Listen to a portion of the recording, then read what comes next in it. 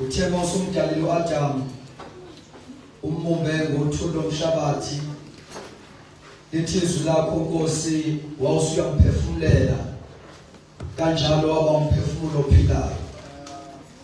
uNkulunkulu wethu onamandla onke nakulesi sikhathi siyacela uba uphinde usiphefumulele siphile sihlukane Nkosi le ndawo sizwile i-breathing yakho sizwile imphefumulelo yakho ezokwenza Nkosi ukuthi lo mzimba oyibandla ube active ukwazi ukufeza ubizo lwayo.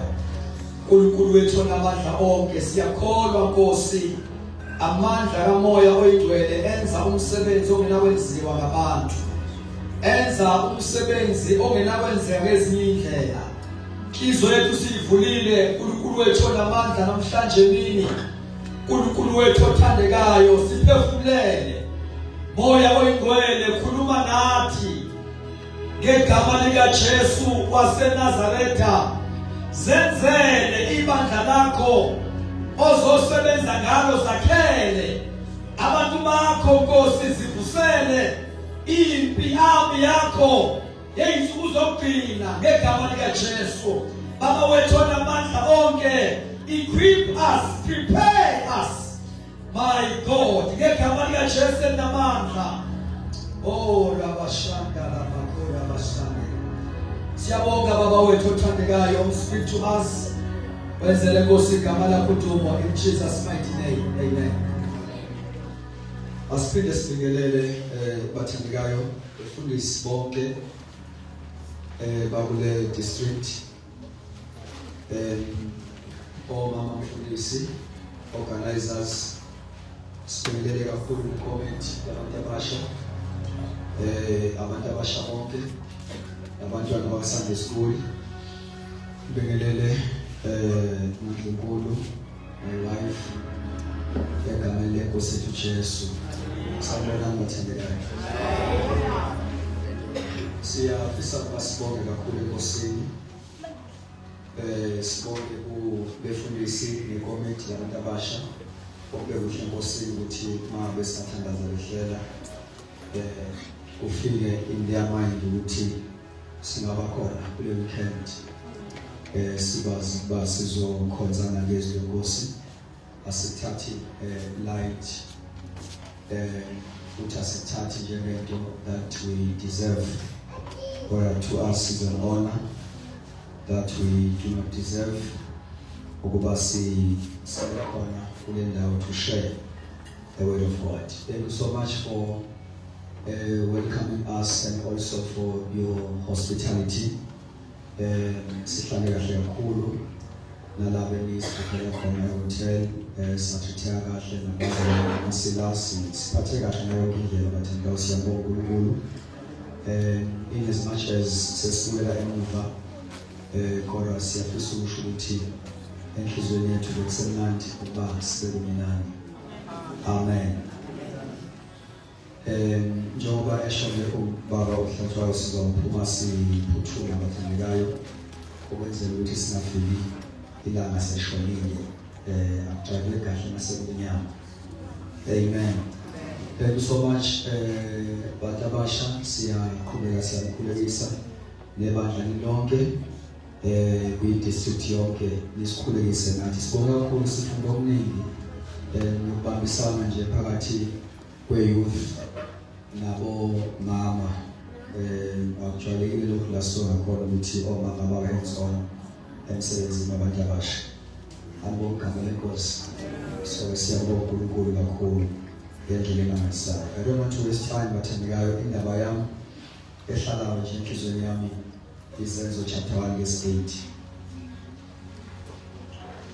Izenzo 1 verse number 8. Mfundo weBhayibheli awubambe mic asifike ngesikhathi.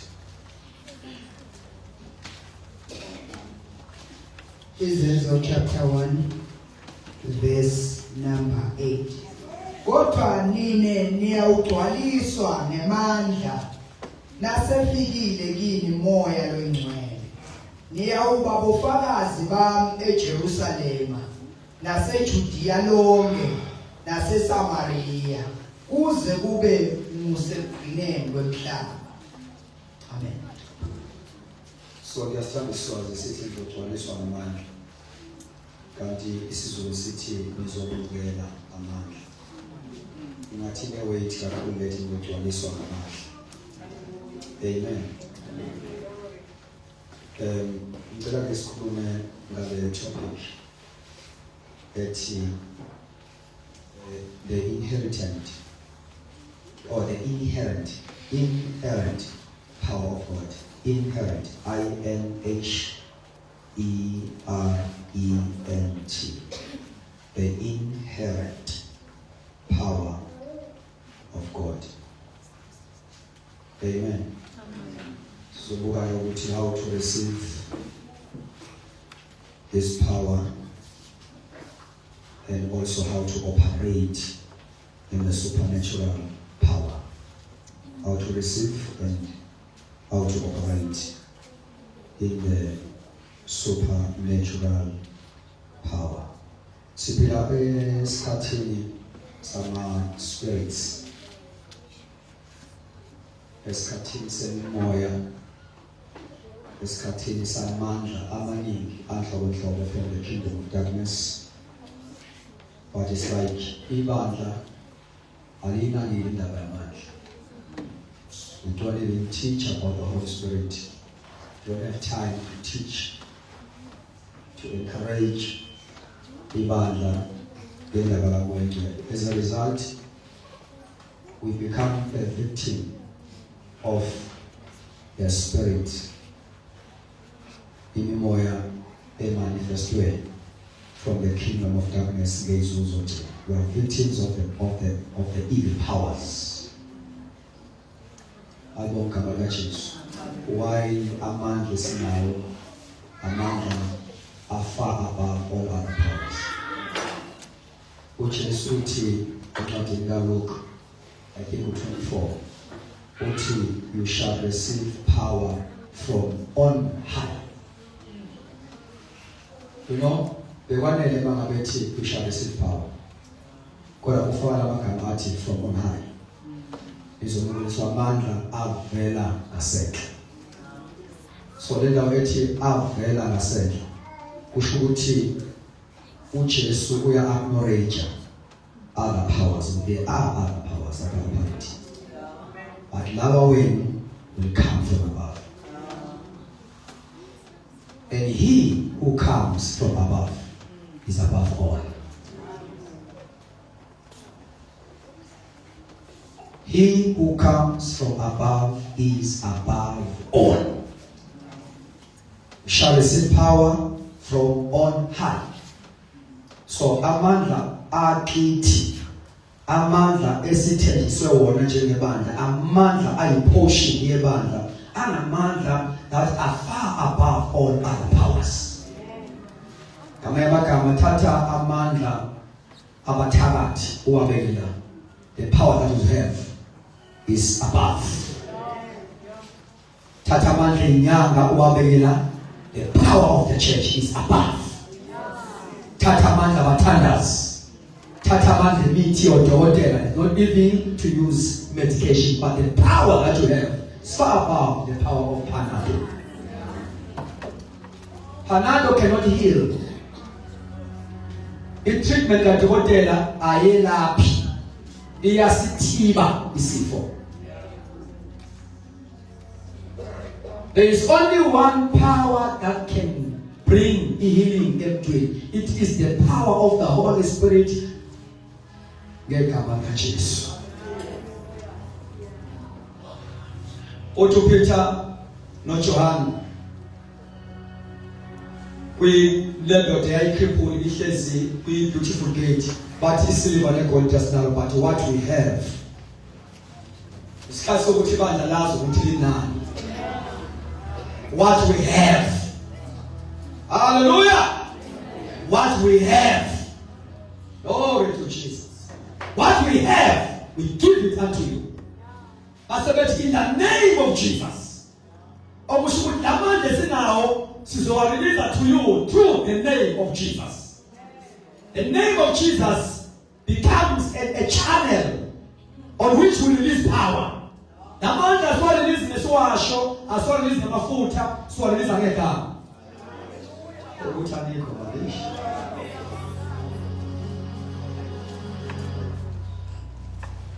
As well release na makanje. So release angeka. As well release na nsote go message chance, I see it coming across. So release angeka. O family jambo skata. Bekomba lendale. So alindabu mzima wonke up until amandla kaNkulunkulu athi operate over your life. Akabulonga maketa ambassador.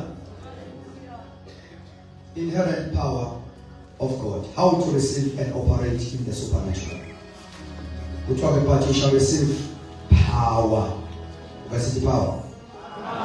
What's the power? Power. So number one, you must understand the nature of God's power.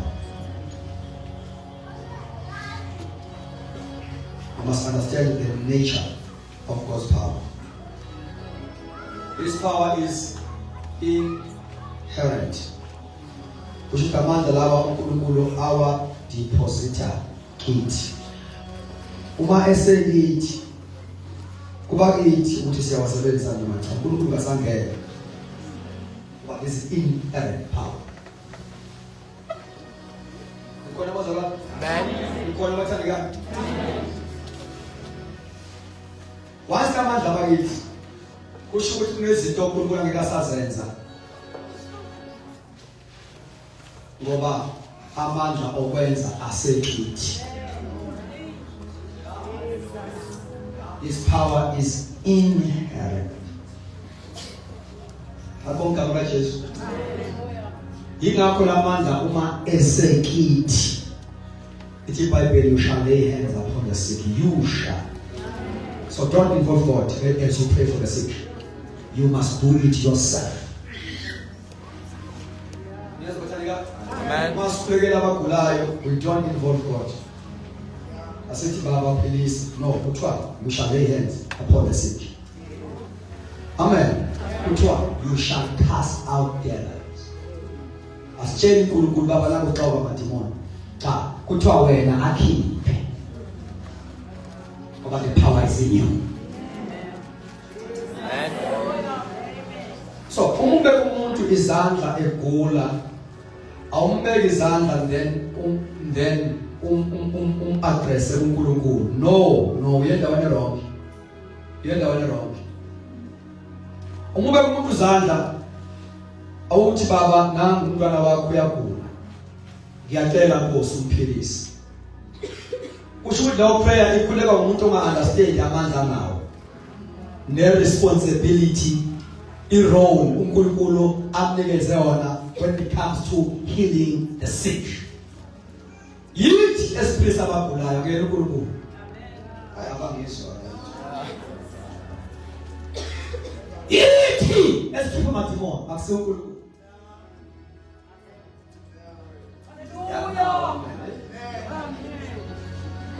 Hallelujah. Amen. Yithi sikwenza lokho ngamandla kamoya wengcwele. That is why when it comes to the gift of working of miracles, isipho sokwenza imimangaliso. Kuthiwa it is the working, the gift of working of miracles. You work it. You do what? You work it. It's a working of miracles. You work it because of the power that you have, because of the anointing that is upon you. Ungafana noMoses okhala phambi kolwandle ephethe induku. Khala uNkulunkulu. uNkulunkulu kazange amnike isolution evela kuye uNkulunkulu. Uthe yini ephethe ngesandla?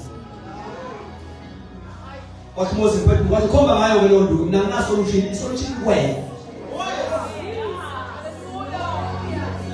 khomba ngenduku my God ngenduku isesandleni sakho just stretch it you receive miracles oh my God nikhona bathandekayo abekhaya wakho ukhombe ngenduku yegama likaJesu Yesu abathandekayo esikwengane egulayo khomba ngenduku yegama likaJesu glory to Jesus don't worry God you work it out you work it out Kema kawa khomba ngenduku nikhuluma slow khomba ngenduku khomba ngenduku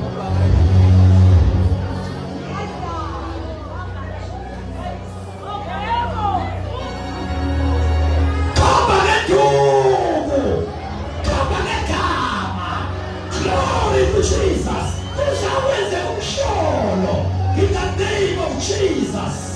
Nangamuthisha esikoleni ingane iphanda isifo sokuwa before ubiziambulance take a chance principal give me a chance ngifuna ukukhomba ngethuba ngiyajabula kaJesu begin to manifest begin to exercise your gifts khomba ngethuba ngethuba imama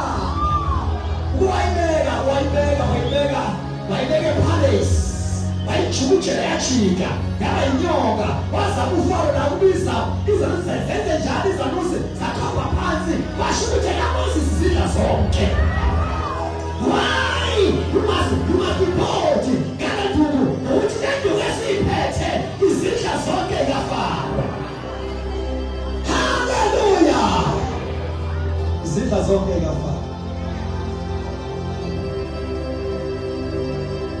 We shall receive power, inherent power. Glory to Jesus. Glory to Jesus. Namandla abantu wafuna. Ma usibona ngathi normal engathi ungaqinga. Kwenzeka nje asalephi. Awu. Ahlabela bathuleka nje asalephi namanje. Kashuwela babasaye. Shomebi, abanyamandla enza izinto ngathandaza abasayendi kwenzakaleni you must search the power glory to Jesus search the power it's all about power kola mashanda kola masa ilimano sadama you shall receive power receive the power. Don't be satisfied. Don't settle for the less. There is a dunamis that is promised to you. There is an inherent power that is promised to you. Don't settle for the less. Hallelujah, hallelujah, hallelujah, hallelujah. You shall receive power.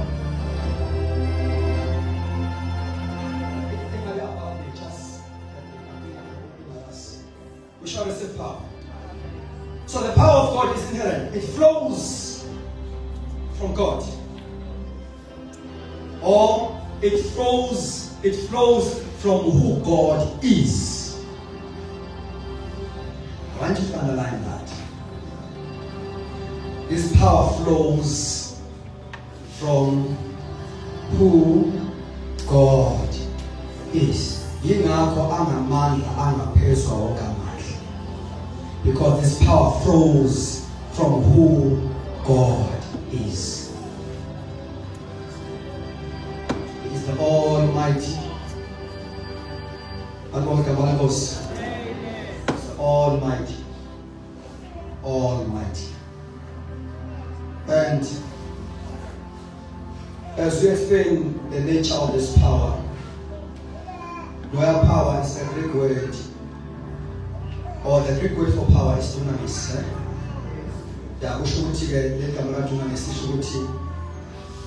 This power is explosive ability.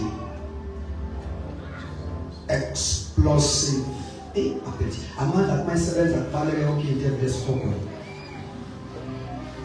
Amandla that knows no impossibility.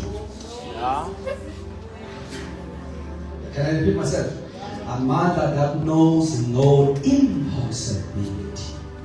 Namandla afika umuntu ehamba kanje. Phezwa.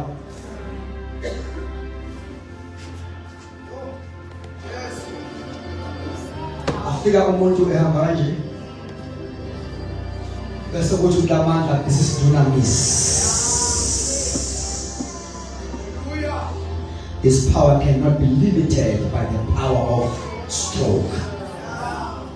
Once you call upon the name of Jesus, upon umzimba that is deformed by the stroke, sibiza igama likaJesu.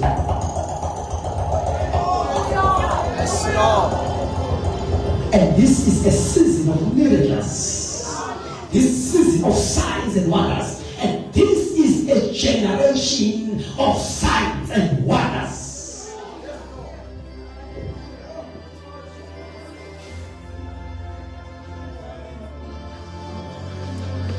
Zaka zako itoche. Healing of the sick.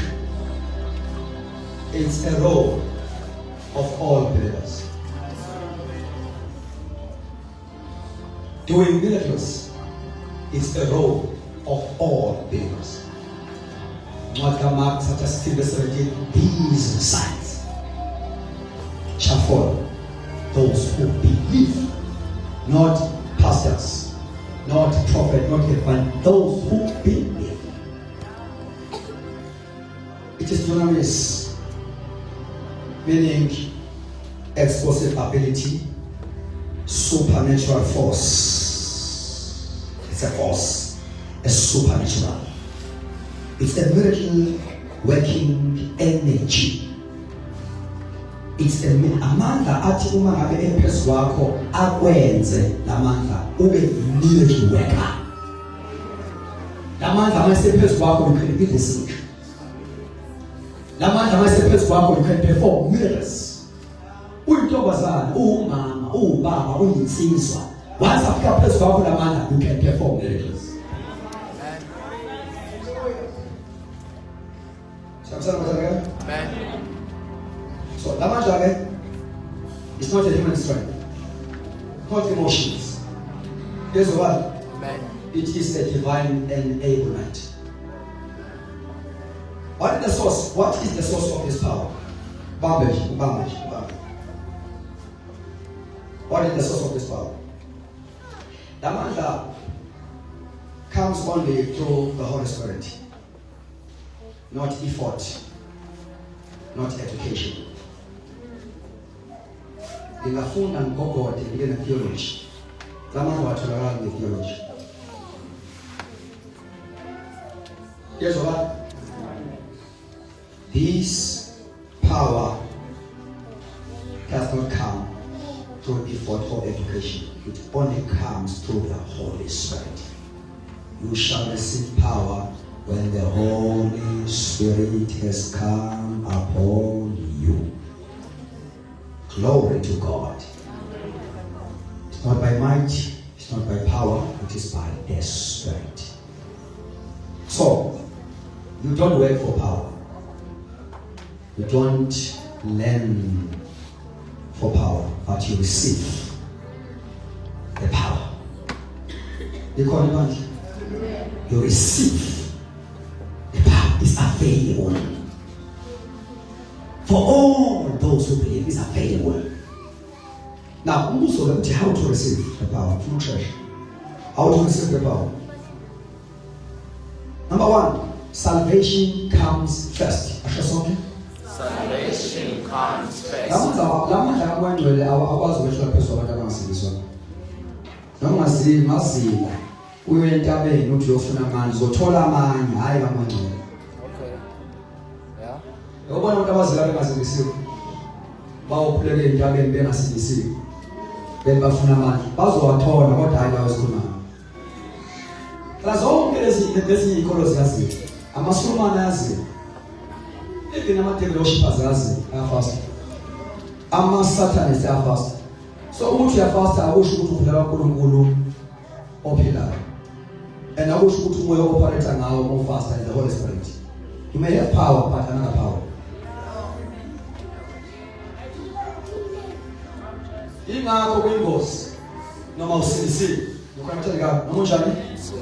Ingozi ukuthi usindisiwe ube lazy ezweni ungabe protect in the way. Ube umuntu othakazayo kodwa ongekho protect in the way. You can divert. Thathu ngamanye amandla ngoba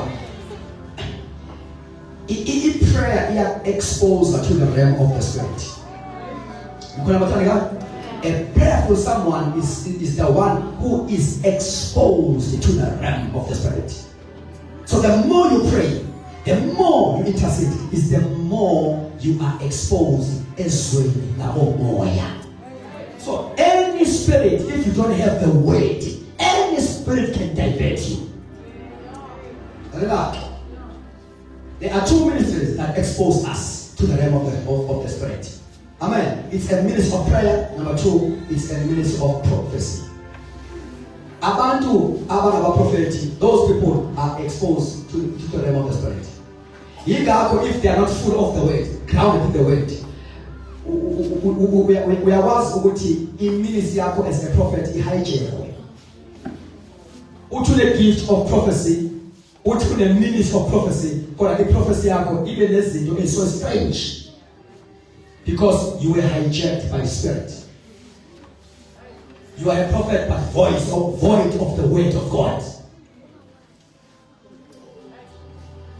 I need to encourage God that you don't seem like you are receiving the word. Amen. Salvation comes first. How to receive the power? Number one, salvation comes first. Moya Oyingcwele empowers believers, empowers those who are saved. Not spectators, not unbelievers. Amen. Number two, how to receive the power? Desire and hunger. So, you must be born again. That's why we say salvation comes first. And number two, desire and hunger. Responds to spiritual hunger. God responds to spiritual hunger. Kunkulu yalanjena. Yezwakala? Amen. Umuntu 5:6 uthi babosisiwe abalambile abobela ukulunga ngoba bawusuthiswa. Number 3, how to receive power? Yielding and surrender. Ashosonde. Laba tebekhona izolo, they will remember. Lo bephakathi nendawo. Ukhona bethandeka ukuthi kumele le ndawo yokuyilda, yokuresponda. They were all filled. They began as the Holy Spirit gave them utterance. So once the Spirit comes upon you, your responsibility is to yield. Embrace Him. Respond with an open heart. Yes, what?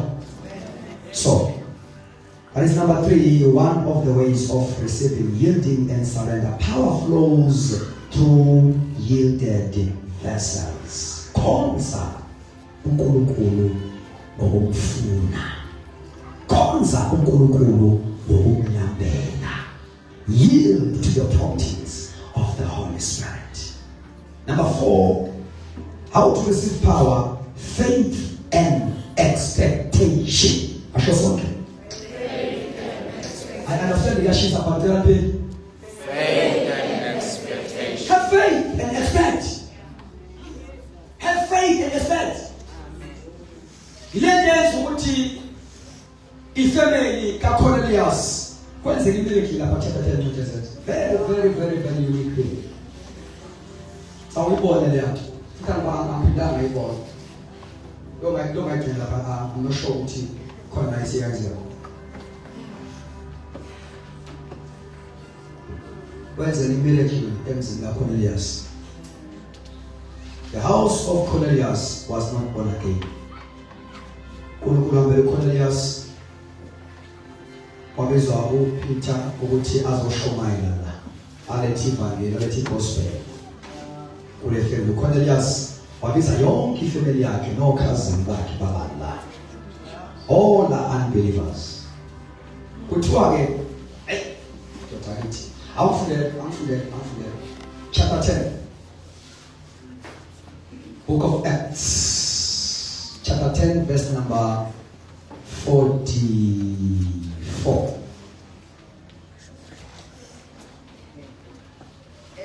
Esefikile kuPeter eseshumayela funda Acts chapter 10 verse 44. Asakhuluma Petro moya awuthi nje ngamabomu ukuze bashibana thane esashumayela ngiyiride nje kanjalo asakhuluma Petro asashumayela. Why nithi thane esashumayela? Yes, the Bible balance sakhuluma why Peter was speaking those words. The Holy Spirit came. So why not leave the speech? So kanje nje cancel lesumphakathi zokuthi the speech ukuthi amanzi wathola kanjani. Aweka amandla angehla believe the speech. He was preaching. He preaching yakhe ikala kahle amavesi nje ufikeleka. It is how God anointed Jesus of Nazareth. Mayikala nje lembala yakubona ukuthi uNkulunkulu kakhethi bala umuntu. Kodwa wonke umuntu owenza okulungile uyamukeleka kuye. Akubeka how God anointed Jesus of Nazareth. Ifemeli yakhona yasinalele. Uthi khona uKristu ogcotshiweyo. They were listening all those messages about Christ, moving in the power of the Holy Spirit, healing the sick. He exalted, the message exalted Christ. So why Peter was preaching, house of Cornelius listening with expectation. My God. Listening with expectation. Their hearts were open. Jesus. Ola mashaka pakata. Awufuni asashumayela Petro. Yes. Moya longcwele wehlela kubo bonke. Ngamanye amagama ngazanayikedi intshumayelo. Why he was preaching in the midst of the sermon.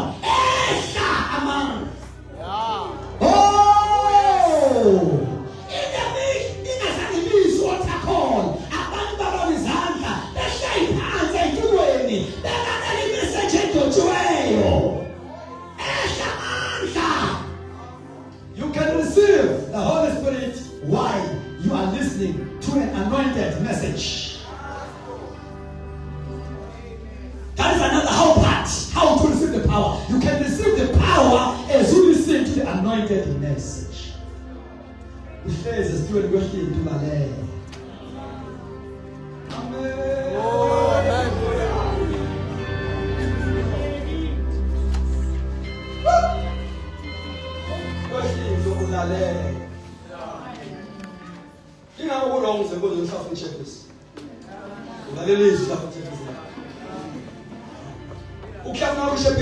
You expect nothing. That is conjoined. So when you move, shuffle checklist what up. When I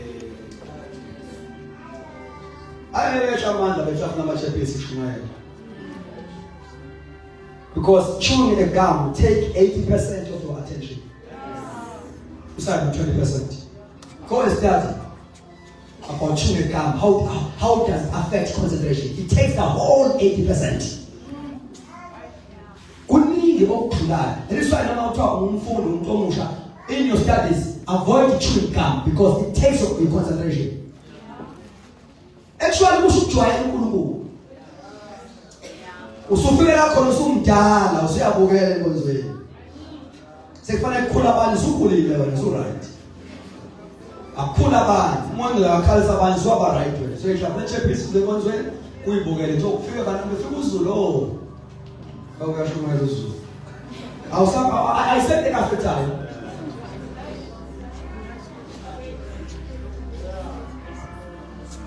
Yashiyela ngapha sidlulisa usweet. Khipha ushini kumakhanda wakho. Yashiyela ngapha. Bamuni ngosweet alikeze omunye usweet. Kunezinto ezingama signs okuphela kwe-seriousness. Once wapheka i-seriousness ekhonzeni, forget about receiving anything from God. You will remain like this.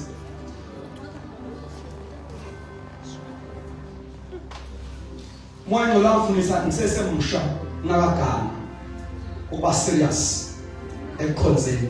Angayifuna ukuthi mangifike enkonzweni ngihlalele emva ngathi ngqonyiwe ngimuntu omusha. Funa la front seat. Ngifuna ukuthi ngihlale nje emva kweleadership kule ngalo bafuna ukuthi uma ishaya lento ikhoza nawo lengithole qala.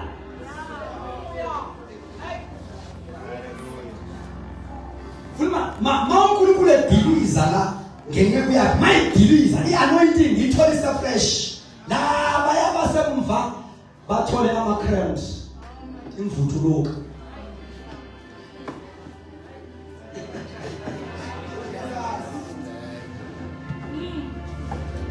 Yalanjela uNkulunkulu.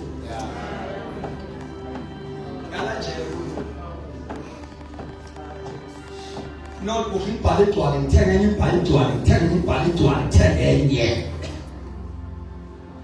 Bese makhama ama convention nama court ngifuna imali yokugibela qala ngicela imali yokugibela kubazalwane ukuthi okunye ukuthi bese ungafuni imali yokwenza isitali qala ufuna imali yokubele ekoteni yokweconvention qala.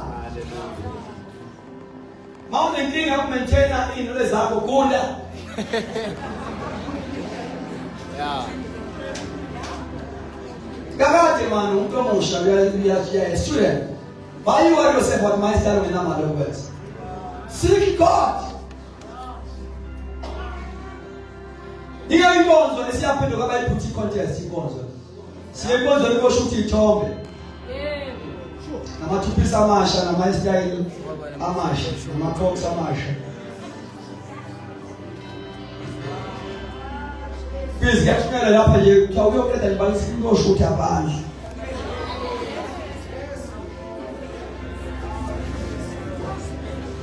Angithi ngashuthi shuthana. But it concerns me, it worries me. Ukuthi njalo uma siphuma kwiservice siphume sisoba. Always it worries me. Ejana lenkonzo kuthiwa inkonzo kamoya. Njalo abantu baphuma besakhona ukuyosho uThixo. Power service. La khona bezokuba abantu bedakiwe moya ngcwele. Nikhona bathandekayo. Bawungena emotweni bekhuluma ngone ngabangalwazi. Njalo siphuma sidry, siphuma sisoba. What is it? What is it? What is it? Hampumuka. Sometimes. Lahle makeup. Lahle yonke into.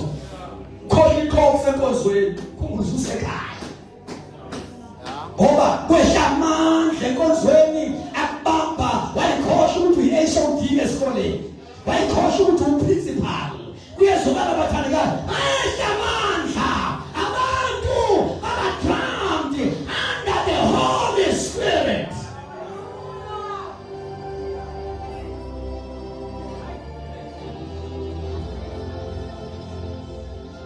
While Peter was preaching, Holy Spirit came upon them all.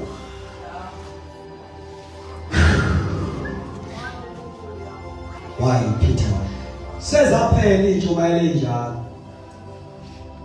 intshumayelo engapheli amandla engazange ehle.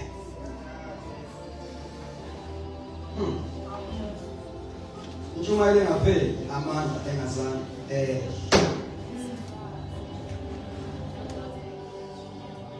Ingoma engapheli amandla engazange ehle.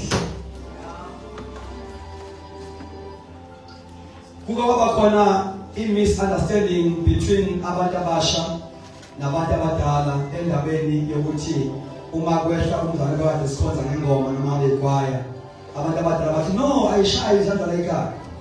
Abantu abasha baphatheke kabi. Umuntu wasenikeza wisdom ukuthi ngikwazi ukuxolika.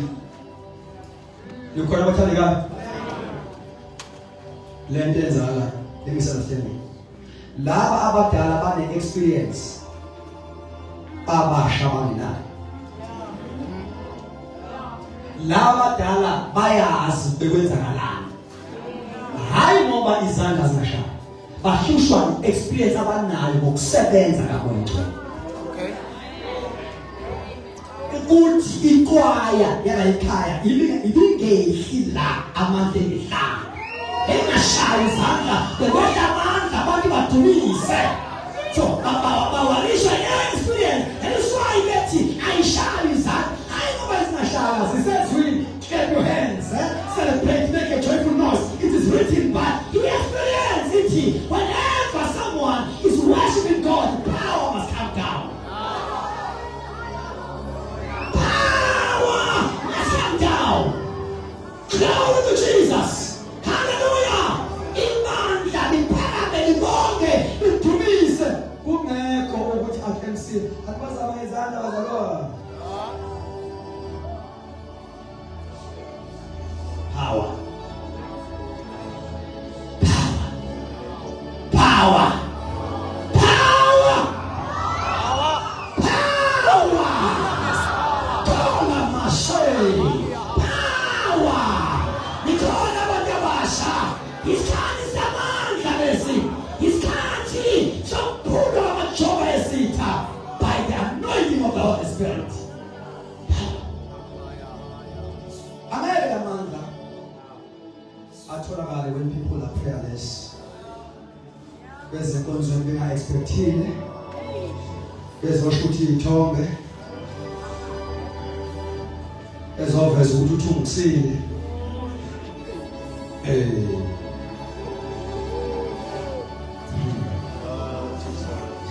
Angithi these days makhonzo.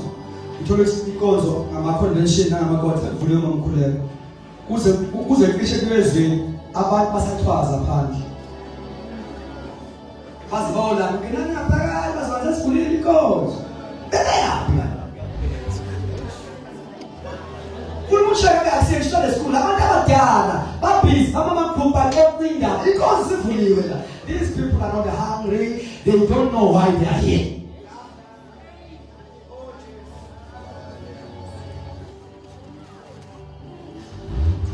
But let me tell you something. This is a generation that seeks the face of the Lord. And we must possess that spirit of seeking the face of the Lord. Ngiyayithanda i-seriousness ekhonzeni yona emsizini kwazababala. Abantu bayathanda ukubuza ukuthi what is the secret of your ministry? What is the teaching of? No, just simple things. Be serious. Be serious. You want an element of seriousness. Be serious. Oh. Ngeke baphele abantu abadlalayo enkonzweni. Ungadiscourage lo. Ngeke baphele abantu abacorrupt enkonzweni. Ungadiscourage lo. Uyakwazi ukukhula in the midst of corrupt people. Who's someone to check? Someone wakhula on the very same temple enabafana baele abalala namantombazana ethempelini. Kodwa iBhayibheli uma likhuluma ngamadodana kaEli, ireport esitholayo ayifani nereport esithola ngoSamuel. Same temple, kodwa ukukhula kwabantu akufani. Ibehavior yabantu ayifani on the same temple. On the same temple there is a corrupt youth. ephuswa zinkanoko. On the same temple there is a young boy. Ethi iBhayibheli wakhula umfana phambi kaJehova. He grew as a prophet. Hallelujah. Phakathi kweyouth eCorrupt wakhula yena, wakhula bathi belangana. Ngapho Samuel uqala ivoice kaNkulunkulu. Yeah. Yes, Lord. Ngapho Samuel uqala iphimbo elikhuluma naye, agijima ekeni babuyambiza na. Ngapha amadodana kaEli aphutha zinkanoko. Samuel is growing in the voice of God. You can grow. Ukhonza neyouth ejolayo. Weshoni wena.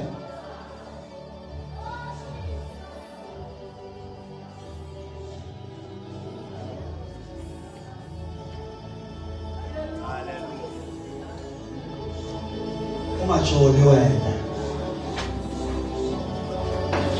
Ukhule upure. Yet ukhonza neyouth eCorrupt. Kodwa wena ube whole usebenzisa uNkulunkulu amongst a corrupt youth. God wanted to prove himself. Ukhona amathandeka? Kuyezwa abantu abasha? That is very important.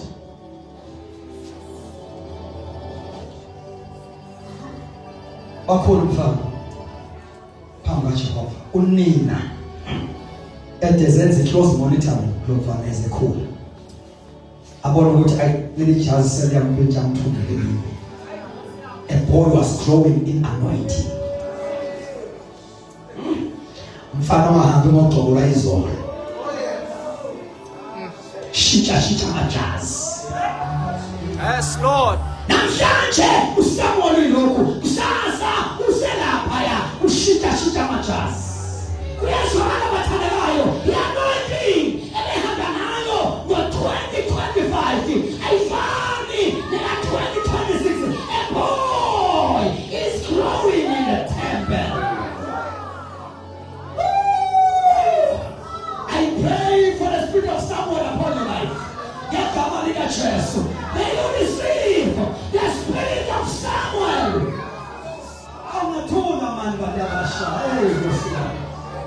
May you receive. May you receive.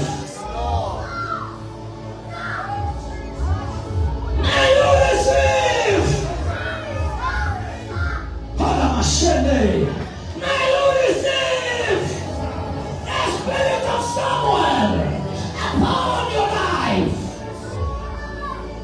Ngegama likaJesu. Ngegama likaJesu. Ngegama likaJesu. Ngegama likaJesu. May the spirit of Samuel come upon your life today and become another man. And become another man.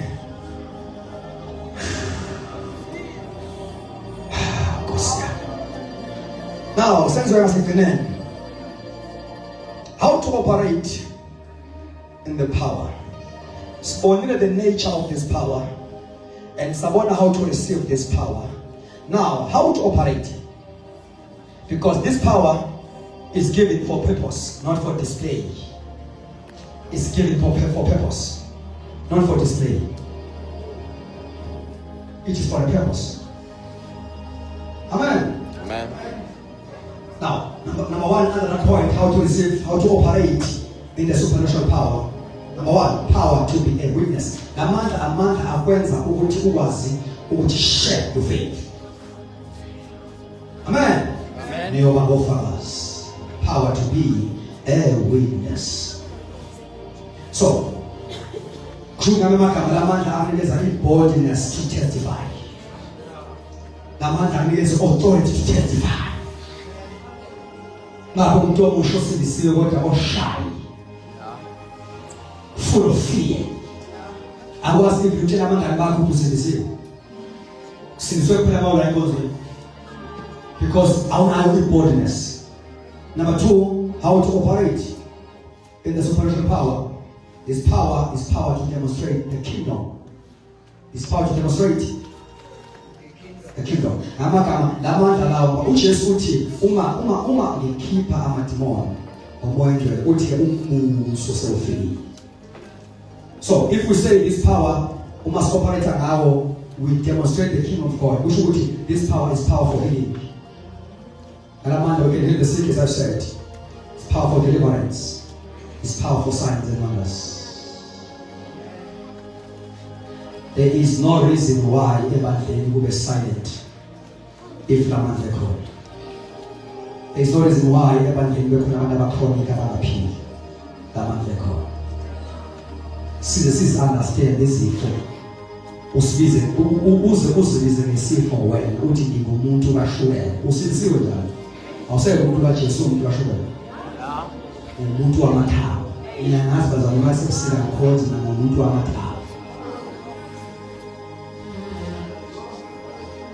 Usuyidayisile wayithengisa esitweni samathambo ngomlomo wakhe.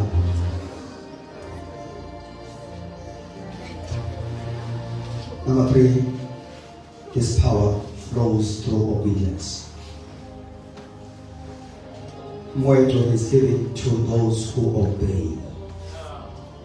So lamandla aya increase njalo with faithful use. As you obey, as you become faithful, this power increase over life. As you obey and put it into action, it increases. Umlalela uNkulunkulu ethi beka izandla lomuntu ogulayo.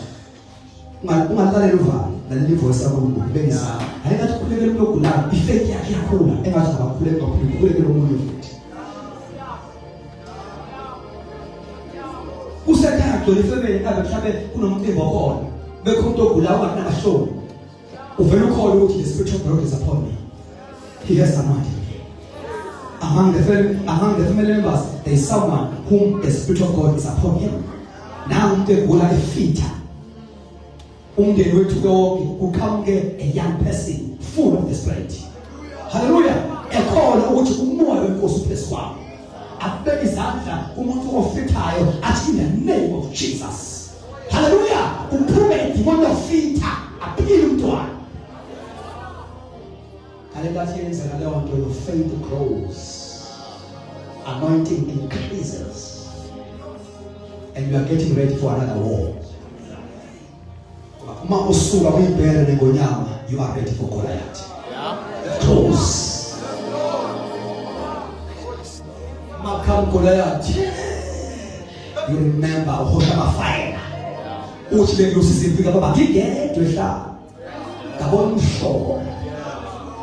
Ukambibele negonyama alidwebula amandla athike phekwa ubayinike lo mfiliso masoka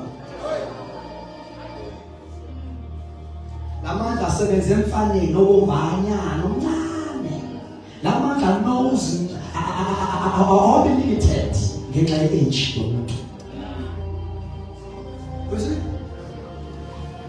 akhele imali uDavid uhlele inkosi elizini uSaul namabutho onke wabizilahluleka bene experience yokwezinto nikhona abathandekayo thema ifika umfana uDavid wafika umfana full of faith and anger and with the holy anger uthi unikezwana umuntu hallelujah oyokulala lo mfilisti amsusa ikhanda uyonikezwa yini bathe mfana uyapha usemncane kwele ngini bakayi bebuza nje uyonikezwa yini. Just a question.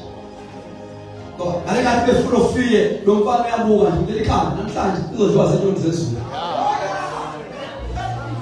Mfana embethe uteze mbuka nje Goliath usafuna ipermission la kuba phathi uyonikezwa nanti bandla lidlala umfilisti David arise hallelujah David nangu umfilisti we religion nangu umfilisti we tradition unikezwa umuntu now ngabona kathi umfana lo ustapo why is it so okay right you can go but use this sensory languages umfana out of respect walithatha kodwa walizwa manje ukuthi ayilendoda ihlule igqokile wayithandile yalizwa ukuthi ayi ikhona bengilembethe ehlane Yeah. alikomona le Laman. kodwa ngithanda ukuthi qala uthatha the sign of respect wathatha kodwa wezwa leli manje ihlule igqokile alikomona wakhumbule bekade lembethe ngale wathatha lo wakala wadeclare walalela futhi umfana wakwazi ukuyidisena lempi ukuthi lempi is not ordinary. This is a battle of altars. Walalela inhlamba eyayishiwo umfilisti ukuthi lo mfilisti uGoliath uma ethuka inhlamba uthuka uIsrael umthuka ngonkulunkulu bamafilisti. Wa understand that okay, there is why uIsrael ehlulela aka understand the dimension of this war. This is a battle of altars. Wayithatha umfana isaphathe ground floor wayimusa wayisa phezulu walalela wena uzangeduna awukhapha uthwelisa ngeduna lokhoza bonke lakhe nami ngiyayithatha manje ngiyisusa la ngisala uthi ngizabegama likaJehova Sabaoth uNkulunkulu nikazwe boyisile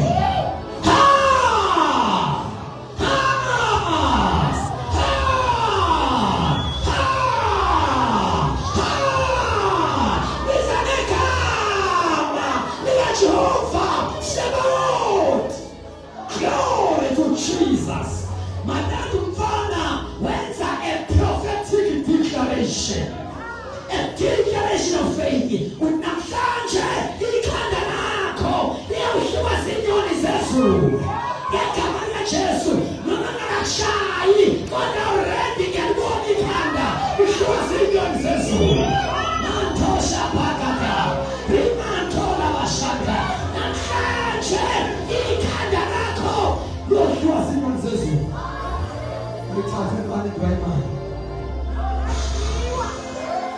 Can you stand on your feet and do like this? Hey la la la, la la, kapata paka paka paka. Anazi umuntu anogula kwifamily yakho omshiye khula kodwa kumele wenze nje. Ngegama likaJesu namandla anglazi idimoni elibamba abantwana bakho kodwa kumele wenze nje. Ngegama likaJesu bese idimoni elibuka ekhanda in the name of Jesus.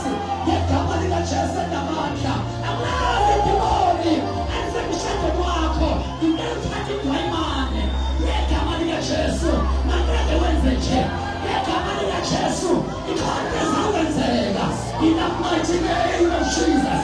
In the kunezimpi namhlanje ezoyiphahlaza izokhawuka kathathu awesithathu uzawujujela awujujela uthi ngegama likaJesu. Are you ready? Are you ready? Are you ready? Hala mama, ila mama, the spirit of prophets. Ekapala bahoshe.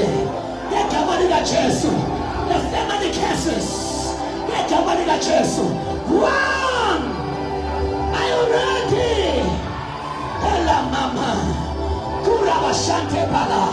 Two. Get ready, get ready, get ready. Something is about to happen. Ela moshaka baka baka. Ela mahoshante.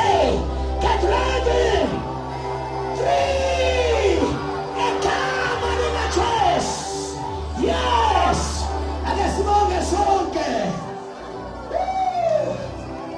Tandaza. Ziyawa. Intwana ingasata. Ziyaphinda. Intwana ingasata.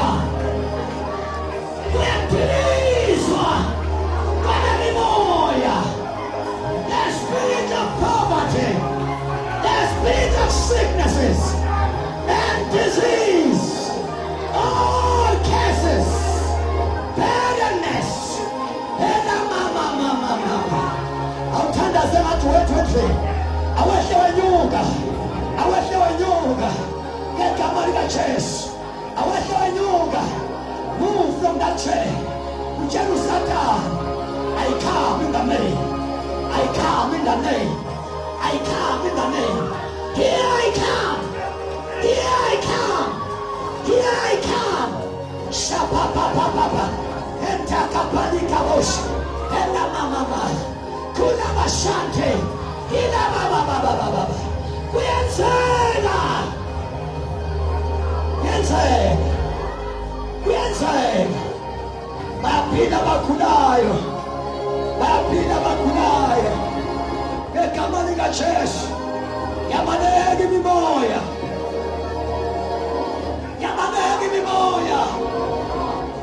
Pray.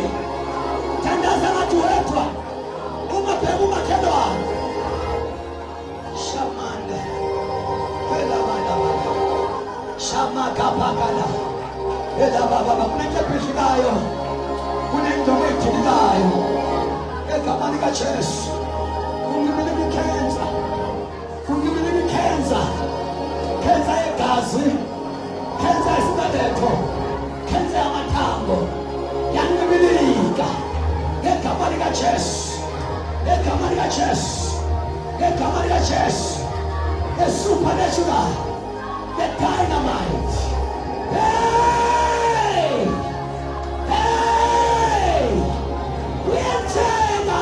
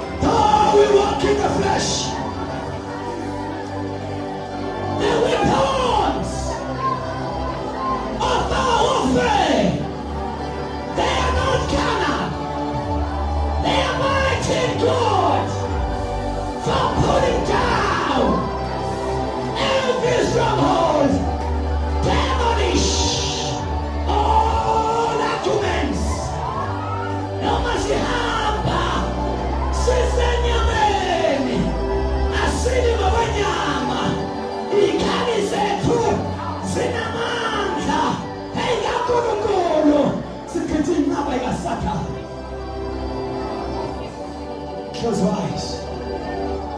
Lift up your hands. Oh. Kuna mandla abuyayo.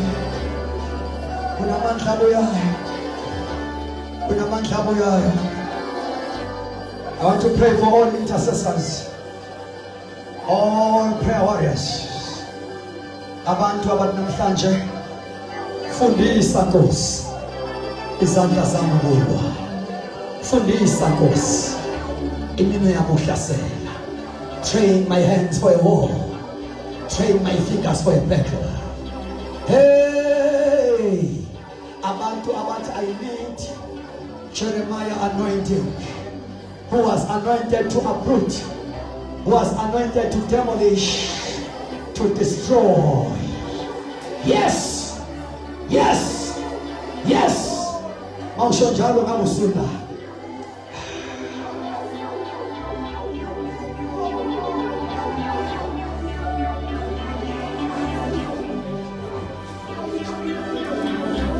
Zobageza njapegwa. You can continue to pray. You can continue to pray. Liasubikana na Goliath. Goliath wesifo esingaphelele. Goliath wefamily problem. Liasubikana na namhlanje. Zobe isandla phezu kwakho, one touch is enough. Masifaka isandla kule ndoni yakho, ibandla liyathandaza.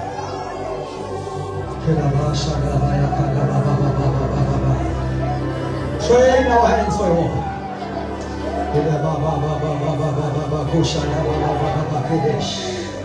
Oh,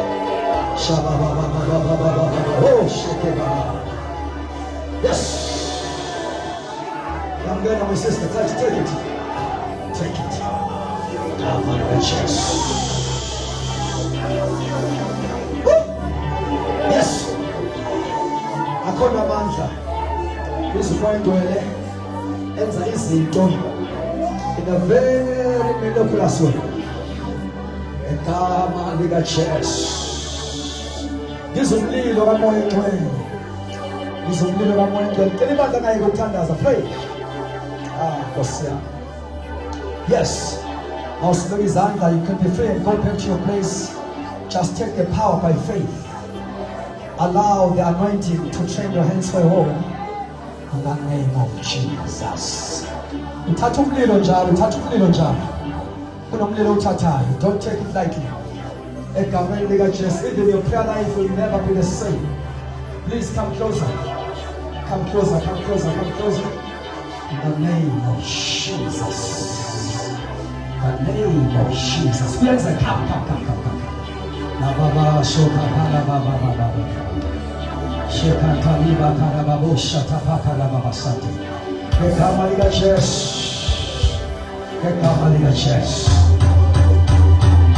The name of Jesus. Akomoya. Akoma timona aza upenda ndani mpilo yako. Ekama liga chest. Namhlanje you will become a flame of fire. A flame of fire. Flame of fire. The name of Jesus. Namhlanje uzawushintshwa. Uzobayilanga kumlilo. A flame of fire. Flame of fire. Uzawuthandaza abadimoni abona amalanga bomlilo. Usabiza igama likaJesu. Uzawunyamazisa isigodlo sikaSathane. Uzawushake the throne of the devil. Hey! Alamashoka palabasa. Pendeli mausata pala. Kola Maria koshadaba ya kadaba. Ngizumlilo kamoya ngcwele. Ngizisandla senkosi namhlanje ekuseni siphezu kwabantu. Ake sibonge sonke for the sake of time. Ake sibonge. Oh, amuhani abantu abasha bakhathele. Abantu abaphansi sathandaza. Ake sibonge Mungu on top of your voice. Hallelujah. Nakuthande bayeke. Shono njalo. Yegama likaJesu. Close your eyes. Lift up your hands. Nakuthande glory. Shono njalo. Yes. Nakuthande gwele. Shono njalo.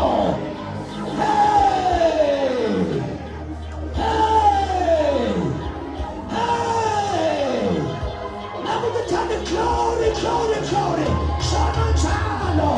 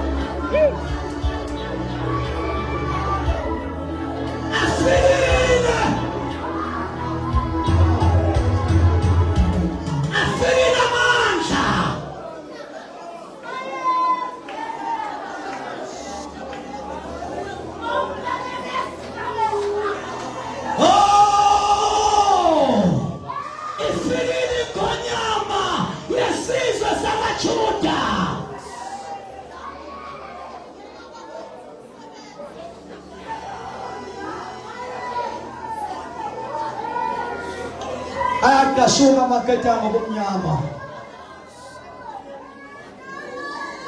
Hey. Ngizumlilo. Hey.